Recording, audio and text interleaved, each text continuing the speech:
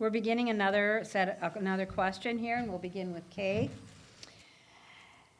I'm taking a deep breath before I introduce this question.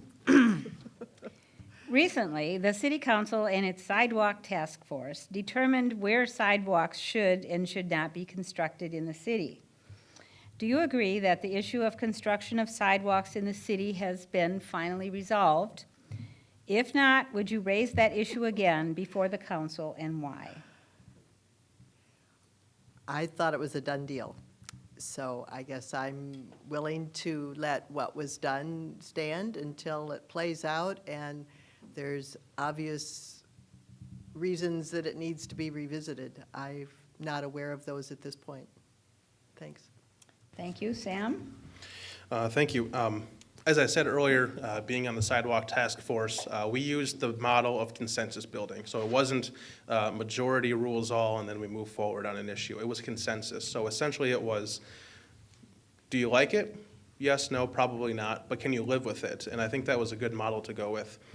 We came out with a lot of good ideas, extended payments for the sidewalks, different financing options, especially 5- and 10-year plans, if people would prefer that. Also deferments. If a neighborhood was ordered to give sidewalks, that people had about 10 years to put them in, or unless a majority of the sidewalks changed hands in that time. I think all in all, it was a good plan. I agree with most of what we did.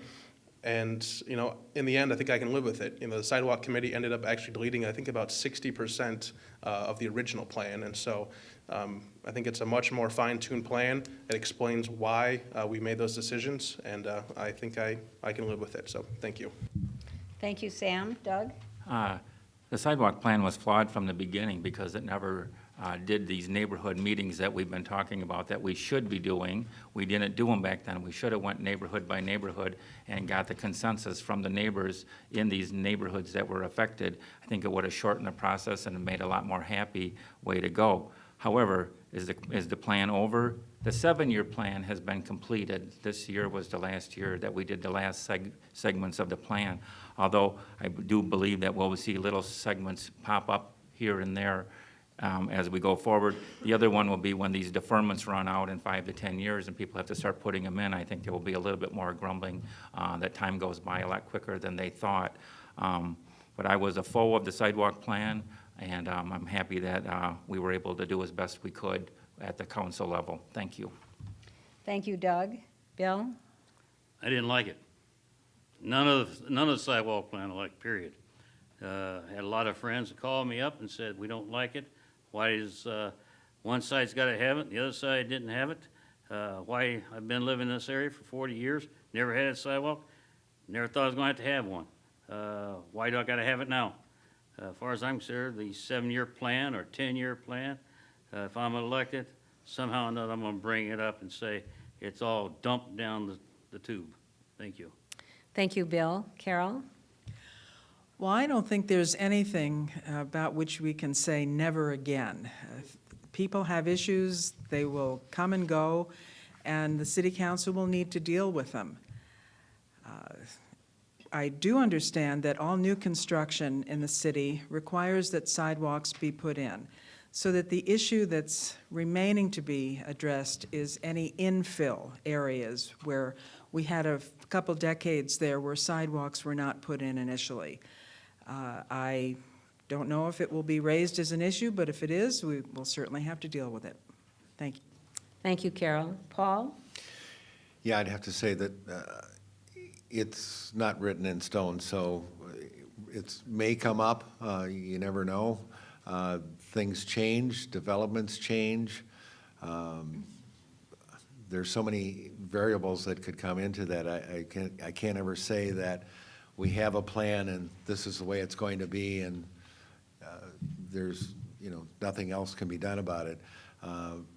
If a situation comes up, though, I'm there to look at it as being a council member and make the decision from there from the input of what may have changed and why the plan doesn't fit it any longer, or does the plan fit it. So we'll go from there. Thank you. Thank you, Paul. We're beginning another question now, and we'll be beginning with Sam. Sam, a recent referendum defeated an increase in taxes to financially support the repair of our city streets. The streets remain in disrepair. What do you propose as a way to fund the repair of those streets? Well, I'm still a strong proponent of the referendum. I think the city improperly worded the referendum. I think we need to go back and ask the question in layman's term, do you support raising the tax levy to fix the roads? And what we gave the citizens of Janesville was a lot of legal gibberish, so I'd like to go back to that. I think paying for roads with a referendum to raise the tax levy is the smartest way. It's also the cheapest way. The average tax homeowner would actually only pay about $36 more per year if the referendum were to pass, where if we were to borrow the money, it'd actually be somewhere around $40, $42 per year. And as interest rates go up, it's only going to increase. And so I think it's the most logical way to move forward. It's the smartest way. There's been some rumblings about a wheel tax because it's user-based. Everyone who has a vehicle pays $10 more. I think it's something to explore. I don't support it. I think it's regressive because I think it hurts lower-income people who might not be able to afford it. $10 when you live paycheck to paycheck can be a lot of money. Thank you. Thank you, Sam. Doug? Yes, the referendum, as Mr. Liebert said, was the most cost-effective way to go. It was a combination of 60% from the tax levy and 40% borrowing. That means people that lived here today were paying to have their roads repaired, and people that will be living here in the future would also pay their share. If we go to borrowing, it's basically putting it all on to future generations, and may or may not affect our bond rating, which right now is really good. Last year, we increased our number of streets from 5 to 6.5. This year, we increased it another 1.5. We're doing 9 miles of streets. We need to do 12 miles of streets each year minimum. If we do that, and for the 300 miles of streets we have in the city, at the end of 25 years, we'll be starting over and doing them again. Right now, I would like to probably do borrowing, a little bit of our reserve fund, and a wheel tax, probably be a combination of all three. Thank you. Thank you, Doug. Bill? Thank you. Reason why I've got a nickel, a full penny, and a half a penny out here is that the county gets a half penny. The only reason why I got this half penny is I found it in a parking lot that the salt had ate it up. There's 1/2 cent. All right, the county takes a half a penny. Where's that other half gone to? It's in the copper down there to help pay for all the other stuff in and around. All right. Let's give the citizens back their $10. And we got people coming in this town that's buying stuff at our stores and buying stuff all around town. And let's have 1 penny sell tax on the non-perishable. In other words, food will not be taxed, but it's all the other stuff. 1 penny per dollar. You'll have your roads paid off within 4 to 5 years. Think about it. Just like a man on the TV in a movie said, he wanted to know where that 1 penny went to that the employer refused to take. He got it. Thank you. Thank you, Bill. Carol? Thanks, Janet. Streets are a fundamental service that a city provides. They are important in ways that don't need to be stated. If I'm elected to the city council, I would favor borrowing money to repair the streets because it needs to be done sooner rather than later. The worse condition that a street gets in, the more expensive it is to repair. Money to borrow right now is relatively cheap, and I understand that the city does not have a very high debt level. I would need to know what other needs there are. The dam comes to mind, the Monterey Dam, that might also need or require borrowing. And if there was a contest there, then the wheel tax might be something to use. But I would not support another referendum since the first one was turned down. Thank you, Carol. Paul? Yes, I would support another referendum, and I do agree that it was, I believe, put forward with the wrong language that was very hard for people to understand. It needed to state exactly where the money was going to be used for and other terms on there that just confuse people. I believe that if the people know exactly what the referendum was going to do and how the money was going to be used, that it would have been voted forward. So I agree that we should redo the referendum and put it forward again on a ballot. Thank you. Thank you, Paul. Kay? The referendum, with it being the least costly, is appealing, but it seems to me that's not going to happen right away. And so what do you do in the meantime? And the idea of having kind of a combination of the things that have been proposed sounds interesting to me. But in any case, I think the idea that's been out here about having more neighborhood meetings and involvement and conversations with folks is essential, or none of it's going to be very effective. And so that needs to be a part of the plan, that we're really talking to each other about the whole issue and how we can together solve it. Thank you, Kay. We're beginning the next question, and we'll begin with Doug. The question is, as a member of the Janesville City Council, how would you maintain the balance between being supportive of the city staff and not becoming merely a rubber stamp for their ideas? As a member of the city council for the past 2 years, I have the utmost respect for our city staff. We are the leanest staffed city in Wisconsin amongst our peer cities. They do incredible work for the taxpayers and our citizens, and many times when we come to a city council meeting, they're there working until 5, 6 o'clock, and I know they're not getting paid for that. Just the ultimate staff. However, they report to the city manager, and the city manager reports to the city council, and we report to the citizens. So if we see something coming forward from the staff that we think is contrary to what the citizens are looking for, it is our responsibility as a council member to think independently and come up and challenge their recommendations as we go forward. Thank you. Thank you, Doug. Bill? That question's came several different times in the last 2 weeks on the telephone. With our economy is the way it is and the way the people are hurting on their property taxes here in the community, people are losing their jobs, people's wages have been cut anywhere from 10 to 20%, not only here in this state but also in Illinois. I heard on Channel 23 the other night. With the respect of, there's a lot of them in there that I know, there is a lot of them I do not know that works in the city hall. With the pay raises and everything else, I think that needs to be stopped completely for a long period of time. We might even have to go in and cut some wages on the higher echelon people over $75,000, anywhere from 5 to 10%. I'm ready to cut because I'm looking anywhere from 5 to 10 years that I might not be able to live in my home the way these taxes are going. Thank you. Thank you, Bill. Carol? My experience working with city staff has primarily been on the Zoning Board of Appeals, and I have a great deal of respect for Gail Price and his staff. I do not always agree with him, however.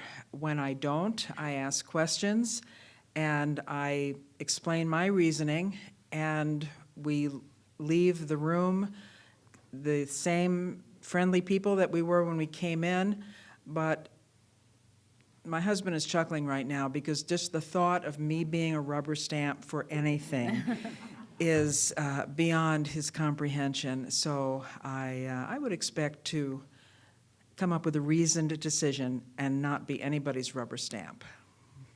Thank you, Carol. Paul? Well, my 8 years on the city council, I think people know that I'm not a rubber stamp, and the city staff has always been professional in my dealings with them, and there's been times over the years that we just didn't agree. They make a recommendation that's just one piece of the puzzle. You look at everything else, and then you vote on what you feel is best for the citizens in the city of Janesville. But I can also say that when you vote against the city staff, they always have been professional, and you just go on to the next thing. So it's not hard to be supportive of the city staff, but supportive is not something that you agree with them all the time. You just take their information and go from there. Thank you. Thank you, Paul. Kay? My experience in working with city staff, especially neighborhood services and the Parks Department seems to be the ones I know the best, has been wonderful. They're creative and they're trying to be accommodating as they can be in terms of what would satisfy the residential needs and so forth.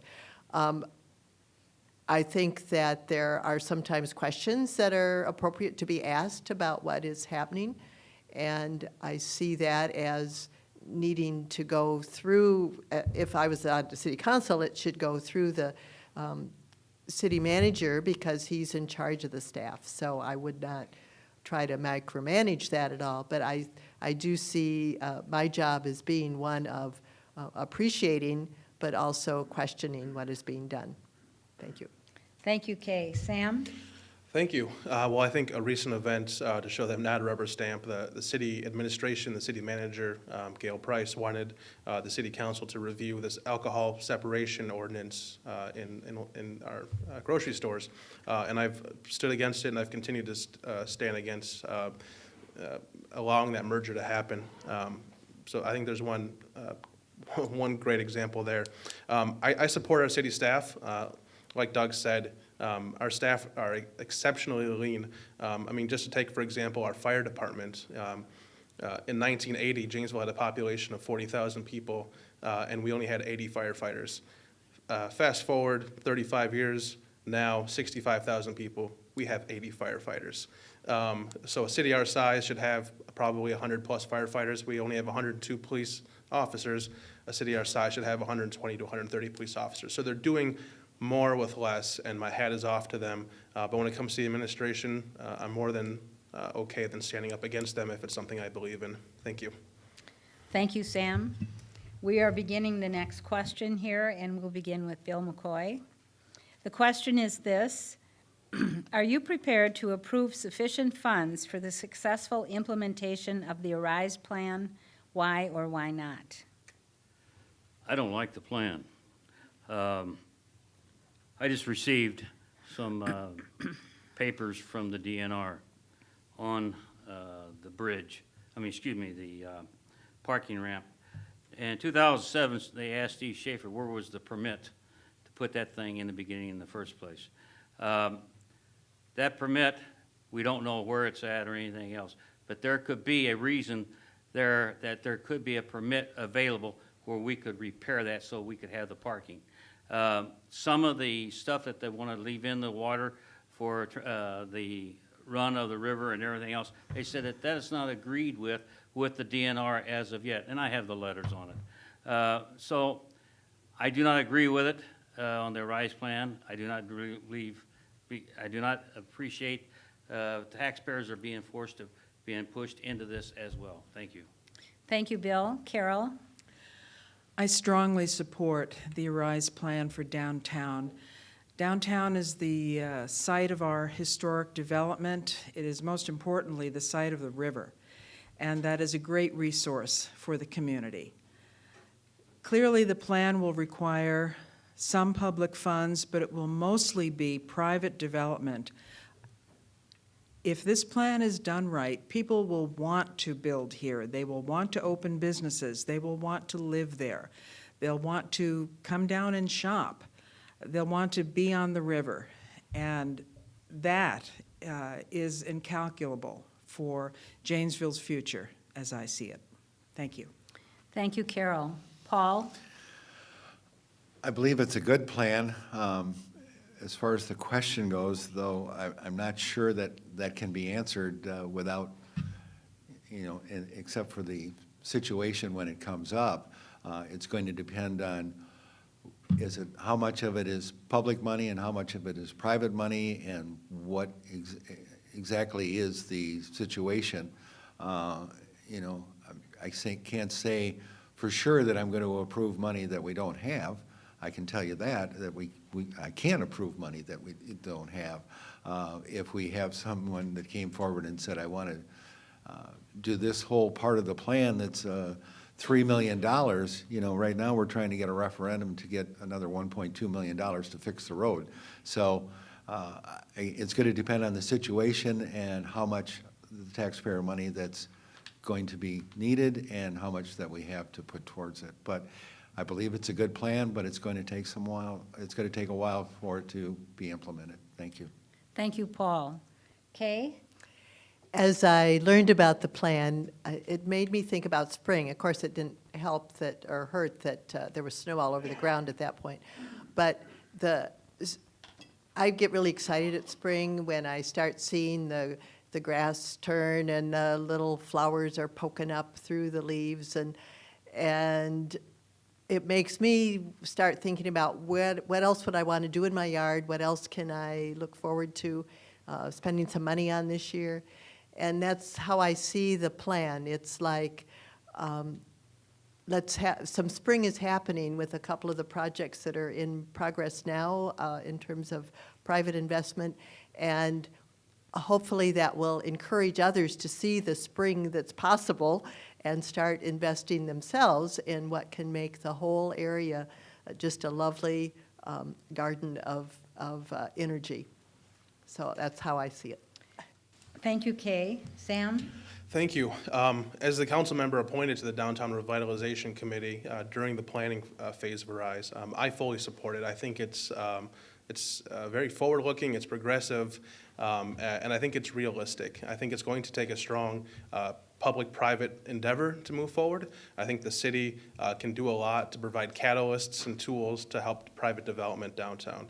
I think reviving our downtown is key to moving forward with economic development. I mean, if you look at Beloit, Lake Geneva, Milwaukee, a lot of these cities are investing their money, both public and private, to revitalize and bring their cities back. Young people want to move downtown. If we want young people to stay in Janesville, we need to give them something to do, somewhere to live. I think a catalyst like a nursing college would be a great idea. We've already done a lot with the Marvin Roth Pavilion. We're going to be reconstructing Main Street this summer. It's going to look amazing when it's done. And look at the businesses already coming in. Whiskey Ranch, the Asian Bistro, O'Reilly's, Rhythm on the River, special events. We need to continue promoting these events and working hand in hand with the private sector. Thank you. Thank you, Sam. Doug? I believe the cost of doing nothing downtown will exceed the cost of a rise over the long term. The community involvement was the key to putting this together. We had people from all around the cities come to this room the first night and filled this room. You think there's a lot of people here. We had almost double the people here doing workshops on what the downtown could be. The energy was alive, and it carried through the entire Arise plan as it was being put together. The city's on the hook or committed to redoing Main Street this year, demolishing the furniture store later this year, hopefully. The parking ramp looks like it's 2016. Redoing Milwaukee Street is the next one, in the Milwaukee Street Bridge. Those are 5 things the city is doing. They're all infrastructure improvements that are sorely needed to make the downtown attractive to people. The key will be attracting private investments with the city's catalyst, and with this plan in view, I think it's going to be a win process for Janesville, and it'll keep young people and families loving this town. Thank you.